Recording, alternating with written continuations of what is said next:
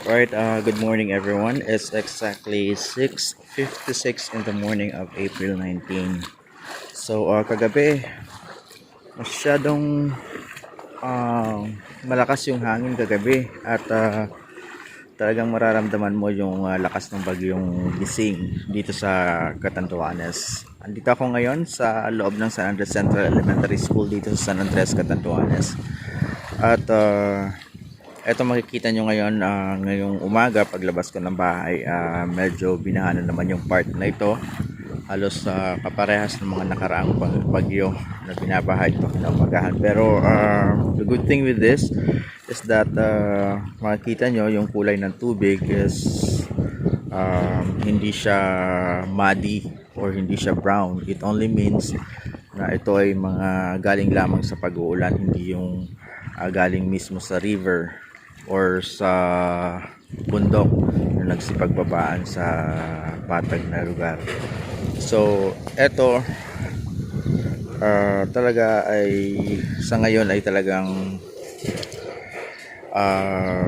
umokay na yung panahon as compared sa naranasan namin kagabi na halos walang tigil na pag-uulan. So ngayon okay naman siya, although yung bundok makikita nyo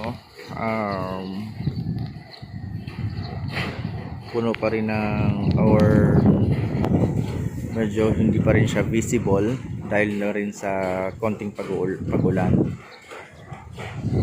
So okay naman.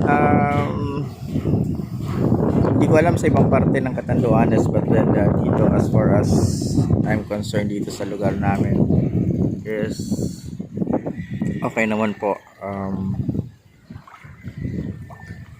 May mga nakita naman ako ng mga ibang mga establishments na hindi naman siya natanggalan ng mga yero or ng bubong or nasiraan man lang. So ito nakikita niyo po is tira pa yan ng bagyong Rolly on November 1, 2020. So ito po ang first update ko para sa inyo ngayong April 19, ngayong umaga. Maraming salamat po sa patuloy na mga nagsusubaybay sa aking update para sa bagyong Bising dito sa aking YouTube channel, AJTV Video Avenue.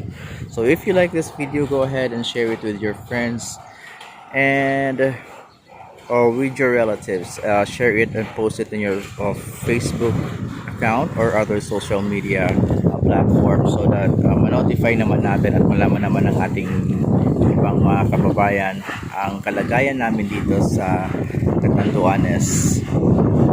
So malaman naman ng kababayan natin all over the world.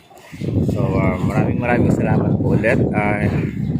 Later on pupunta ulit ako sa may pier area para tingnan ang lakas ng alon naman. And maraming salamat and thank you so much and God bless everyone. Stay safe.